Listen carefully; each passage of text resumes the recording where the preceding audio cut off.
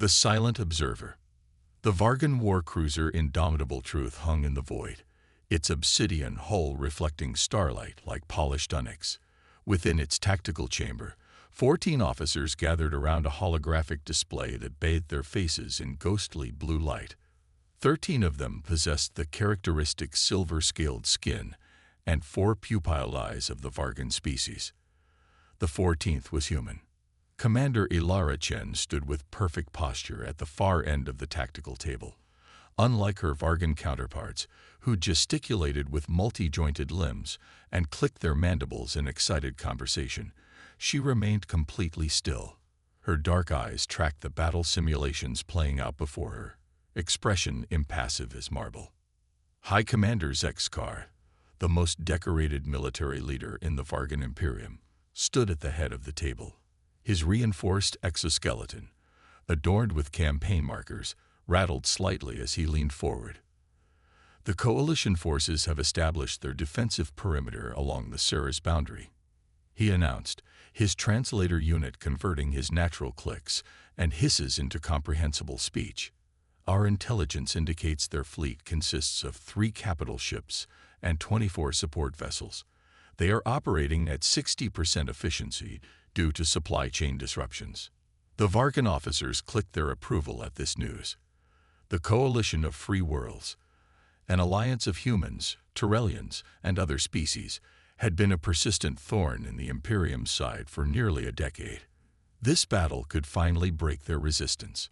Our attack vector will follow the Philasian approach, Zexkar continued, manipulating the hologram to show a complex formation of ships. We will divide our forces into 3 battle groups. The first will engage frontally, while the second and third execute pincer movements from these coordinates. As the other officers offered suggestions and modifications, Commander Chen remained silent. This was not unusual for her. Humans were widely known across the galaxy for their unpredictable nature, and Chen had always been reserved even by human standards. The Vargans had initially hesitated to include a human commander in their ranks, but Chen's tactical insights had proven valuable, and the Imperium's pragmatism overrode their xenophobia. Commander Chen, Zexkar said abruptly, all 4 of his eyes focusing on her. You have been unusually quiet during this briefing. Do you have input on our approach? Every Vargan eye turned toward the human. Chen's gaze lifted slowly from the display, meeting Zexkar's unblinking stare. The approach seems adequate, High Commander, she said, her voice carrying no inflection. Zexkar's secondary mandibles twitched, a sign of irritation among his kind. Adequate, not optimal, not brilliant. I value your perspective, Commander. If you see flaws in the strategy, now is the time to voice them. Chen's eyes returned to the holographic display. The strategy is sound, based on the intelligence you've presented. Sub-Commander Vextral, Zexkar's second-in-command, made a dismissive gesture with his upper limbs. Perhaps our human colleague lacks the strategic imagination to appreciate the elegance of your plan, High Commander. The species is known for its limited perspective. This barb would normally provoke a reaction from any human officer. Chen simply blinked once, slowly, and remained silent. Zexkar studied Chen for a moment longer before continuing. Very well. Battle groups will deploy in 6 standard hours. Dismissed. As the officers filtered out, Vextral approached Zexkar. High Commander, permission to speak freely? Granted. The human's behavior is concerning. The others we've integrated into our forces have always been eager to demonstrate their worth, to prove themselves. This one watches, calculates. Zexkar made a gesture equivalent to a human shrug. Perhaps she finally understands her place in our hierarchy. Respectfully, High Commander, humans never accept their place. That's why they expanded across 3 star systems within 50 years of achieving interstellar travel. When they're vocal and aggressive, they're operating normally. When they go quiet, Vextral hesitated. In their military history, they have a saying about silence before atmospheric disturbances. The calm before the storm, Zexkar translated, his universal translator struggling with the idiom. You think she poses a threat? Commander Chen commands one small tactical cruiser in our fleet. Her crew is predominantly Vargan. Her systems are isolated from our command network. I don't know what threats she might pose, Vex Troll admitted. But I study humans longer than most. I've never seen one this controlled. Your concerns are noted, Sub-Commander. Now prepare your battle group. I want the Coalition forces eliminated by the end of this cycle. 6 hours later, the battle began precisely as planned. From the command bridge of the Indomitable Truth, Zexkar watched as his formidable fleet engaged the Coalition defensive line. The vast view screen displayed Vargan forces in brilliant green against the Coalition's red markers. Initial reports, Sub-Commander, Zexkar ordered. All battle groups engaging as planned. Vex Troll replied. Coalition defenses are responding with standard protocols. We have lost 3 scout vessels and 1 light cruiser. Casualty ratio favors Imperium forces 5-1. Excellent. Order battle groups 2 and 3 to commence the pincer movement. Yes, High Commander. Wait. Vex Troll paused, head tilted as he received information through his neural implant. Commander Chen's vessel has deviated from formation. Zexkar's primary spine stiffened. Display tactical. The view screen shifted to show Chen's ship, the adaptable hypothesis, breaking away from its assigned position in the fleet's right flank. Instead of maintaining its place in the formation, the cruiser was accelerating toward what appeared to be empty space. Open communication channel to the adaptable hypothesis, Zexkar ordered, mandibles clicking rapidly in agitation. After a brief delay, Chen's face appeared on a secondary screen. She looked exactly as she had during the briefing, calm, composed, with alert eyes but a neutral expression. Commander Chen, Zexkar said, not bothering to hide his displeasure. Explain your deviation from the battle plan. Making a tactical adjustment, High Commander, Chen replied, her voice as flat as ever. Return to formation immediately. You're compromising our right flank. Chen's eyes shifted slightly, focusing on something off-screen. Cannot comply, High Commander. I've detected a pattern in the Coalition's defensive movements. Exploiting it now. Before Zexkar could respond, the communication cut off.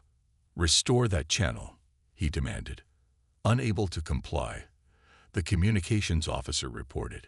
The adaptable hypothesis is blocking our signals. Impossible, Zexkar hissed. Their systems are isolated from. High Commander. The sensor officer interrupted, a serious breach of protocol that indicated extremely urgent information. Multiple signatures emerging from the mineral cloud in Sector 4. Zexkar turned back to the main display as the tactical map updated. From a dense mineral cloud that had been dismissed as navigational hazard, a dozen Coalition vessels suddenly appeared, not on the sensors, which were still struggling to lock on, but visually, emerging like predators from concealment. An ambush force, Zexkar breathed, realization dawning with horrifying clarity. They hid an entire battle group in the mineral cloud, using the particulate interference to mask their energy signatures. But how had Chen known? And more importantly, the Coalition ambush force is engaging Sub-Commander Vex Troll's battle group, the tactical officer reported. They were waiting for us to commit to the pincer maneuver. The tactical display told the grim story. Vex Troll's forces, caught mid-maneuver and out of defensive formation, were taking heavy damage from the surprise attack. Meanwhile, Chen's cruiser had positioned itself perfectly to observe both battles without directly engaging either side. Order Vex Troll to abort the pincer maneuver and establish defensive formation, Zexkar commanded. Redirect battle groups 1 and 4 to provide support. Yes, High Commander. Wait, new contacts appearing in Sector 7. Zexkar stared in disbelief as a second hidden Coalition battle group revealed itself, this one striking at the Imperium's left flank, exactly where battle groups 1 and 4 had just been ordered to vacate. Countermand that last order, Zexkar said, fighting to keep his voice steady as his carefully orchestrated battle plan disintegrated. Battle Groups 1 and 4 maintain position. Where is Commander Chen's cruiser now? The tactical officer checked the display. Still holding position between sectors 3 and 4, High Commander. They appear to be observing. Just watching. Just as Chen had done during the entire briefing. Watching and saying nothing, even though Zexkar now realized with mounting horror. She must have known about the ambush somehow. The human had spotted the trap that Imperium intelligence had completely missed. High Commander, the communications officer called. We're receiving a transmission from the Coalition flagship. On screen. Zexkar ordered, mandibles tight against his face. The view screen shifted to show a Coalition commander, a tall human with gray-streaked hair and the insignia of an admiral. High Commander Zexkar, the human greeted with a slight nod. I am Admiral Marcos Rivera of the Coalition of Free Worlds. I believe you're finding our defensive arrangements somewhat less than adequate. The deliberate choice of words sent a chill through Zexkar's body. Adequate, the same word Chen had repeatedly used. How did you know our battle plan? Zexkar demanded, dispensing with diplomatic protocol. Admiral Rivera's mouth curved in a slight smile. Let's just say we had advance notice of your tactical approach. The Imperium's strategies have become quite predictable. Impossible, Zexkar hissed. Our battle plans were compartmentalized. Only my command staff had access. He stopped abruptly as realization struck. His eyes darted to the tactical display, finding the adaptable hypothesis still maintaining its position between the two battle zones. Chen, he whispered. I'd focus less on how we knew and more on your current tactical situation. High Commander, Rivera continued, expression hardening. You have approximately 5 minutes before your command ship is surrounded. I suggest you consider your options carefully. As the transmission ended, Zexkar found himself staring at a tactical display showing complete chaos. All around his flagship, Imperium vessels were taking heavy damage or breaking formation in confusion. The carefully planned attack had transformed into a chaotic scramble for survival.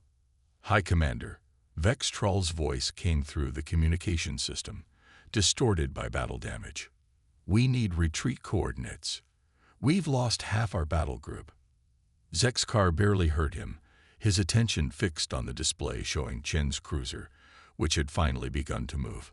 It was accelerating smoothly toward the edge of the conflict zone, as if its work was finished. Open a priority channel to all Imperium vessels, Zexkar ordered, his voice deadly calm. Battle Code Obsidian. Target designation. Adaptable hypothesis. A shocked silence fell over the bridge. High Commander, his executive officer said carefully, Battle Code Obsidian authorizes all vessels to fire upon the designated target. The adaptable hypothesis is an Imperium vessel. It is a vessel commanded by a traitor, Zexkar replied coldly. Execute the order. As the battle for survival raged across space, Zexkar could only watch as everything he had built began to crumble, all because he had failed to understand the significance of one human silence. The calculated response. Throughout the battlefield, Vargan vessels broke off their engagements, weapon systems reorienting toward a new target. Commander Chen had positioned her ship cleverly, but even she couldn't have anticipated having the entire Imperium fleet suddenly hunting her. On the tactical display, the adaptable hypothesis altered course, accelerating to maximum speed as it detected the new threat. But it was too late. Multiple weapons locked on, and streams of energy fire converged from all directions. Zexkar watched with grim satisfaction as the cruiser's shields flared under the assault. Then, something unexpected happened. The energy beams passed through the vessel as if it weren't there, continuing into empty space beyond. Direct hits confirmed, High Commander, the tactical officer reported, confusion evident in his voice. But no damage registered. The adaptable hypothesis appears intact. Impossible, Zexkar snarled. Nothing could withstand that concentrated firepower. The tactical display updated, zooming in on Chen's cruiser. To the astonishment of everyone on the bridge, the vessel appeared completely unharmed, surrounded by a faint shimmer that wasn't any shield technology the Imperium had ever encountered. "High Commander," the communications officer called. "Incoming transmission from the adaptable hypothesis." On screen, Zexkar ordered, his voice dangerously quiet. Chen's face appeared, still maintaining that infuriating calm. But now, there was something else in her expression. A slight upturn at the corners of her mouth, not quite a smile but the ghost of one. "That wasn't very sporting, High Commander," Chen said, her tone conversational. "Firing on your own ships, bad for morale." "You are a traitor to the Imperium," Zexkar hissed, secondary arms extending in the Vargan gesture signifying mortal threat. "How did you survive that barrage?" Chen's almost smile widened slightly. "That's an interesting question. I suppose you could call it a phase shift defense system, something we've been developing for a while. It doesn't stop your weapons. It shifts our ships slightly out of phase with normal spacetime. The energy passes through, but we're not quite where we appear to be." The bridge crew exchanged alarmed glances. Such technology was theoretical at best, and far beyond what human science was supposed to be capable of. "Impossible," Zexkar stated flatly. "Human technology is at least 2 generations behind Vargan advancements." Chen actually chuckled at that, the first real emotional display Zexkar had seen from her. "Yes, that's exactly what we wanted you to think. It's amazing what you can achieve when everyone underestimates you." A sickening realization began to dawn on Zexkar. You are a plant. A spy. "I prefer strategic intelligence asset, but spy works too," Chen acknowledged with a small nod. "Though to be fair, I never actually lied to you. The approach vector you chose was indeed adequate for walking straight into our trap." On the tactical display, Coalition forces continued to hammer Imperium positions. 4 Vargan cruisers had already been disabled, and Vextral's battle group was on the verge of complete collapse. "Why reveal yourself now?" Zexkar demanded. "You could have maintained your cover." "Because this phase of the mission is complete," Chen replied simply. "We needed to understand your battle doctrine, command structure, and technology. I spent 6 months collecting that data. Today was just the demonstration phase." "Demonstration." Zexkar's mandibles clicked in confusion. "To show that we understand you better than you understand us." Chen leaned forward slightly. "You see, High Commander, that's always been the Imperium's weakness. You're so convinced of your superiority that you never really study your enemies. You catalog their weapons, their ships, their tactics, but you never try to understand how they think." A priority alert flashed on the tactical display. 3 more Coalition battle groups had just appeared from hyperspace, surrounding the Imperium forces in a perfect containment formation. "For instance," Chen continued, "you never questioned why humans would willingly serve as mercenary commanders for the empire that destroyed one of our colonies. You assumed it was for money, or because we respected your strength. It never occurred to you that we might have a longer game in mind." Zexkar's compound eyes fixed on the human's face, searching for any sign of gloating or triumph, but Chen remained maddeningly composed. "You're still not angry," Zexkar observed, momentarily distracted from the tactical disaster unfolding around him. "Even now, when you've revealed yourself, you're not celebrating." "That's because I'm not a mercenary," Chen explained. "I'm military intelligence. This isn't personal for me. It's strategic, and strategy works better without emotions getting in the way."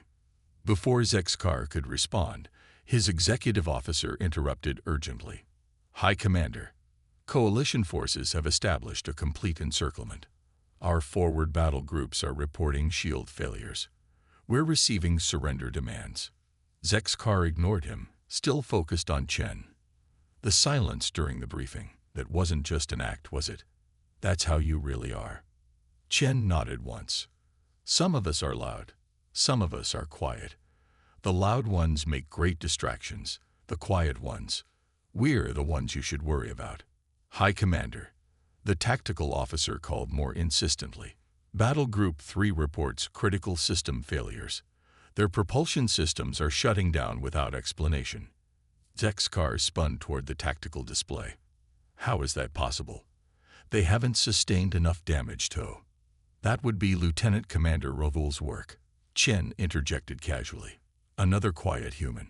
You probably never noticed him. He's been working in your propulsion maintenance division for almost a year, brilliant with systems integration. He designed a lovely little dormant code package that's been spreading through your fleet's networks. The executive officer's mandibles flared in shock. But our systems are isolated. There's no way for a maintenance technician to access battle operations protocols. You'd think so, wouldn't you? Chen replied, raising an eyebrow. But humans have this funny habit of finding connections between systems that aren't supposed to be connected. We call it thinking outside the box. Actually, we planted 5 different infiltration vectors throughout your fleet. Your cybersecurity team found 2 of them and thought they'd won. They even held a little celebration. We have footage. The tactical officer's voice rose in alarm.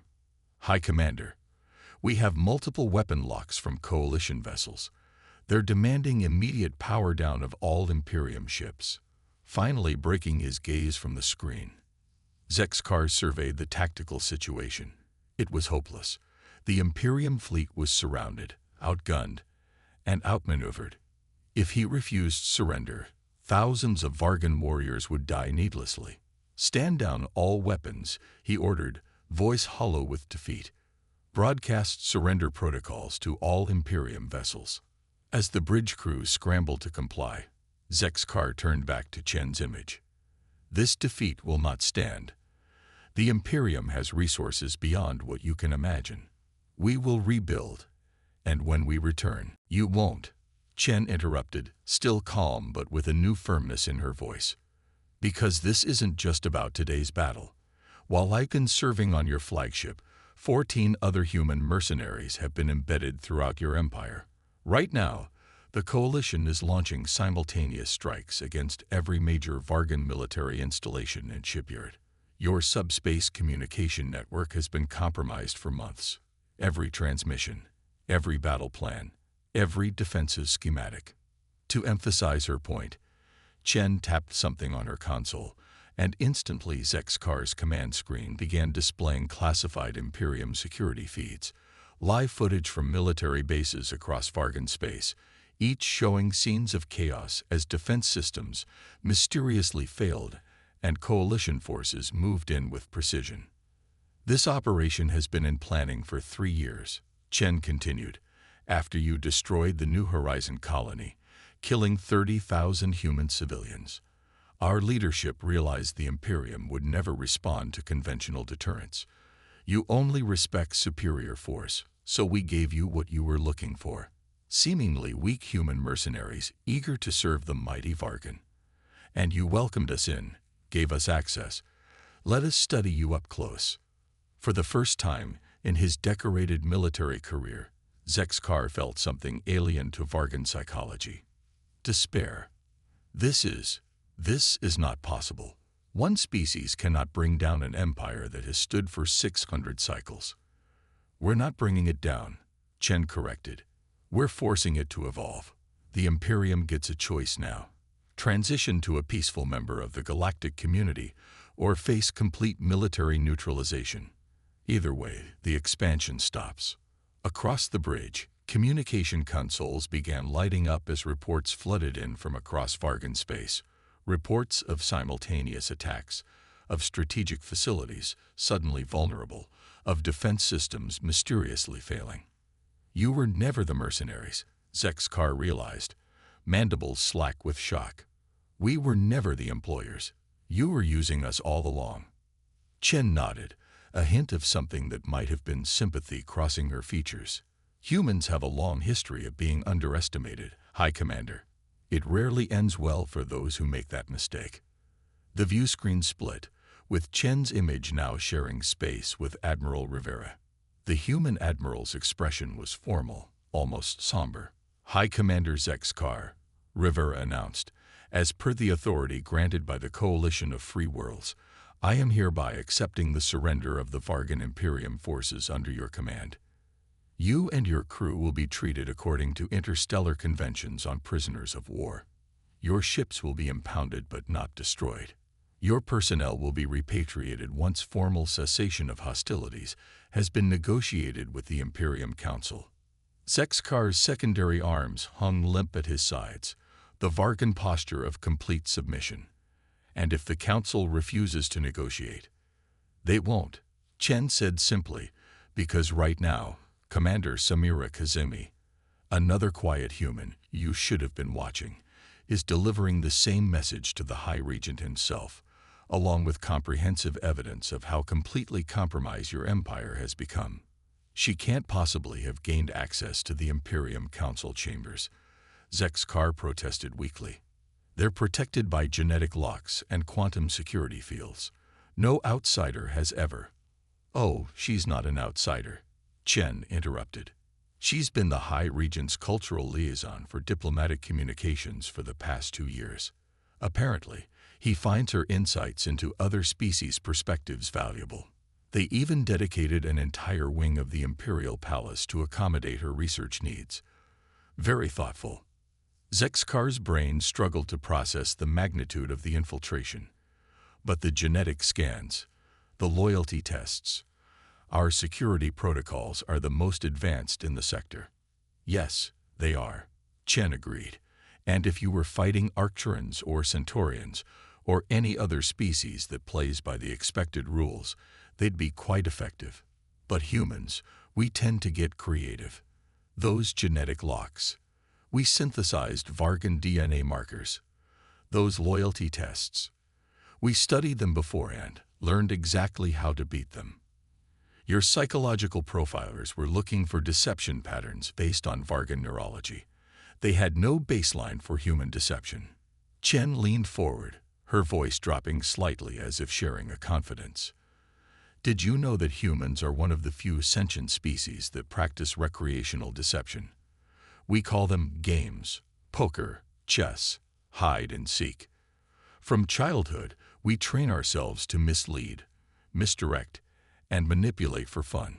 It's practically built into our social development. Zexkar stared at the human who had infiltrated his command, sat quietly through his briefings, and systematically engineered the downfall of the most powerful military force in the sector. How? He asked finally. How did we not see this coming? Because you were looking for the wrong signs, Chen replied.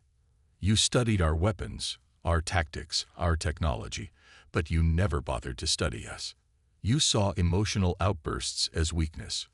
You interpreted our adaptability as lack of discipline. And most importantly, she leaned closer to the camera, lowering her voice slightly. You never learned what every human commander knows. When we get quiet, that's when you should start worrying. As coalition ships moved into position around his flagship, Zexkar realized the true extent of his failure. It wasn't a tactical error or a strategic miscalculation. It was something far more fundamental, a failure to understand the nature of the enemy. And in that crucial mistake, he had sealed the fate of the Imperium. The quiet triumph. 3 standard months later, Vex Troll, now demoted to security officer on the neutral trading station orbiting Vargan Prime, spotted a familiar face among the station's diverse crowd of merchants, diplomats, and travelers. Commander Chen was seated alone at a viewport table in the station's central gathering hall, calmly drinking something from a steaming cup while watching ships come and go. Against his better judgment, Vex Troll approached the table. Chen looked up as the Vargan's shadow fell across her, face showing mild surprise before settling back into that characteristic composure. Officer Vex Troll, Chen greeted him, gesturing to the empty seat across the table. Please, join me. After a moment's hesitation, Vex Troll sat down, his once proud military posture now hunched with the weight of the Imperium's humiliation. I'm surprised to see you here, Commander. Or do you still use that rank? It's diplomatic liaison Chen now, the human replied, taking another sip from her cup. I've been assigned to the transition team helping the Imperium integrate into the coalition economic framework. Vex Troll's mandibles clicked twice, the Vargan expression of ironic amusement.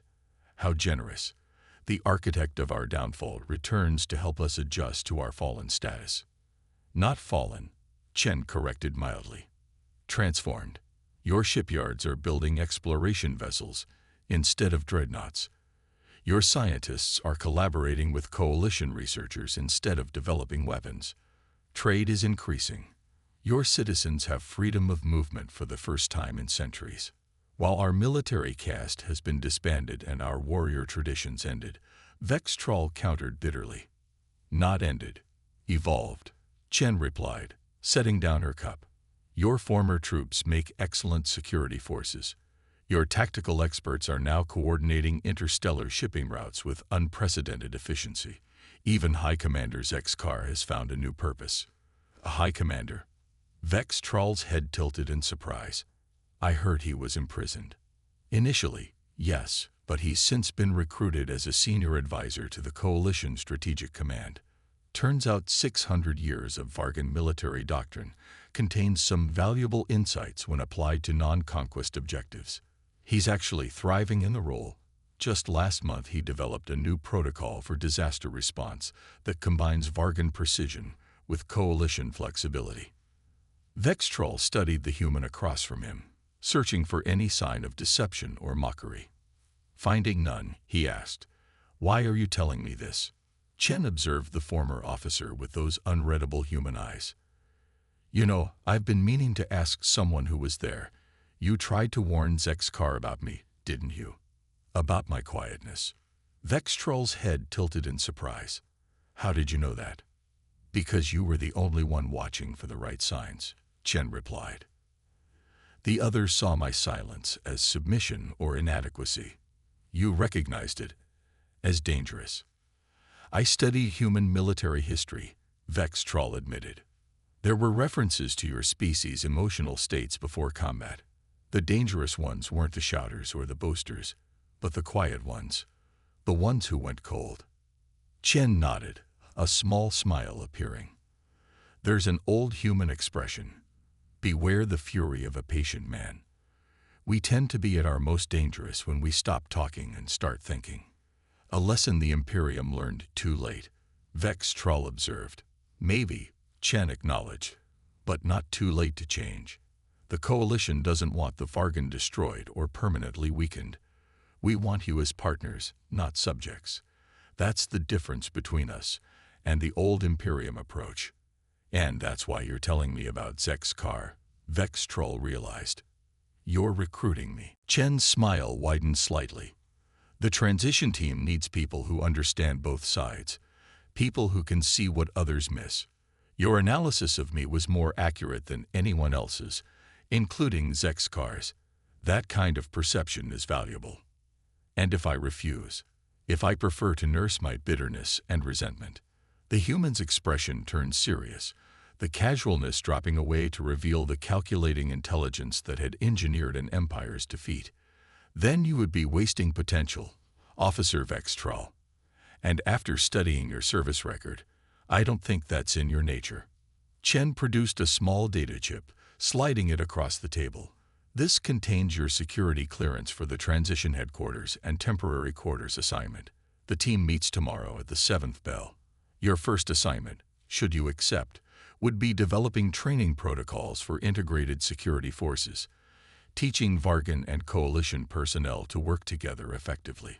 "And if the Imperium rises again," Vex Troll asked, "if we rebuild our strength and return to our conquering ways?" Chen stood, placing a credit chip on the table to cover her drink.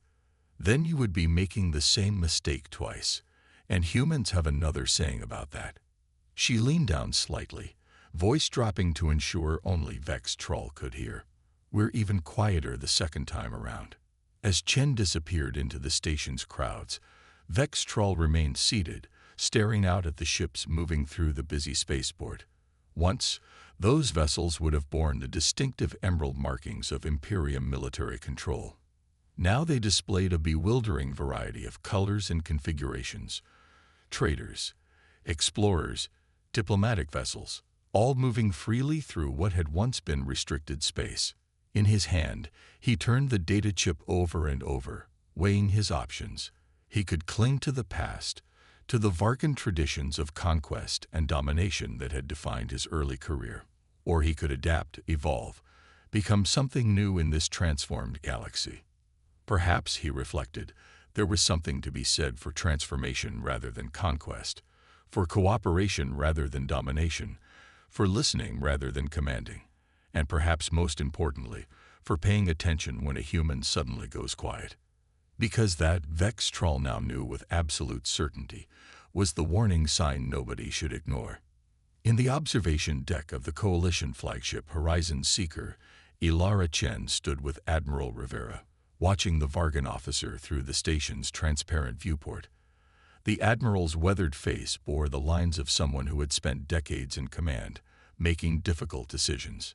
"Do you think he'll join us?" Rivera asked. "Yes," Chen replied without hesitation. "He's adaptable. That's rare among the Vargan military caste." "Like Zexkar," the Admiral observed. Chen nodded. "The ones who survive are the ones who can evolve. Darwin figured that out centuries ago." Speaking of evolution, Rivera said, turning away from the viewport, Centauri Intelligence reports the Nix Consortium is expanding their operations along our border worlds. They're testing our response capabilities. "Learning from the Vargan's mistakes," Chen commented. "They've been watching. The Council wants someone who understands their psychology, someone who can anticipate their moves before they make them." Rivera handed her a data tablet. "They're requesting you specifically." Chen accepted the tablet, scanning the mission parameters with practiced efficiency. Her expression remained neutral, but there was a subtle shift in her posture, a focusing of attention, a gathering of internal resources. "I'll need a small team," she said finally. "People who understand the value of listening more than speaking." Rivera nodded. "You'll have whatever you need. When do you want to begin?" Chen handed the tablet back, her decision already made. "I already have. I've been studying Nix cultural patterns for the past 6 months." The Admiral raised an eyebrow. "Without authorization?" "No," Chen corrected him. "Without announcing it. There's a difference." Rivera studied her for a moment, then nodded in understanding. "That's why you're the best at what you do, Commander. You see the bigger picture before anyone else even knows there's a frame." Rivera studied her for a moment, then nodded in understanding. "That's why you're the best at what you do, Commander. You see the bigger picture before anyone else even knows there's a frame." As they turned to leave, Rivera gave her a sideways glance. "Just one more thing I've always wondered. During those 6 months on Zexkar's ship, were you ever tempted to tell them?" To warn them about as they turned to leave, Rivera gave her a sideways glance. "Just one more thing I've always wondered. During those 6 months on Zexkar's ship, were you ever tempted to tell them? To warn them about what was coming?" Chen was quiet for a moment, considering the question. "No," she finally answered. "Not even once. No moral qualms about the deception." "Wars aren't won through transparency, Admiral," Chen replied. "And make no mistake, it was a war. The Imperium had already destroyed 1 human colony. They were planning to take 3 more systems within the year. Our analysis projected civilian casualties in the millions." She paused, looking back toward the viewport where Vex Troll still sat, contemplating the data chip she'd given him. "This way, we ended their expansion without a prolonged conflict. Total casualties on both sides numbered less than 5,000. Most of the Vargan military survived to find new purposes. Their civilization continues, just without the conquest. By any calculation, this was the most humane option." Rivera nodded slowly. "The quiet approach." "Yes," Chen said. "The quiet approach." As they walked down the corridor toward the command center, Rivera couldn't help but notice that Chen had already fallen silent again, her mind clearly shifting focus to the new mission. It was subtle, a slight change in her walking pace, a distant look in her eyes that suggested she was already analyzing patterns, making connections, seeing things that others would miss until it was too late.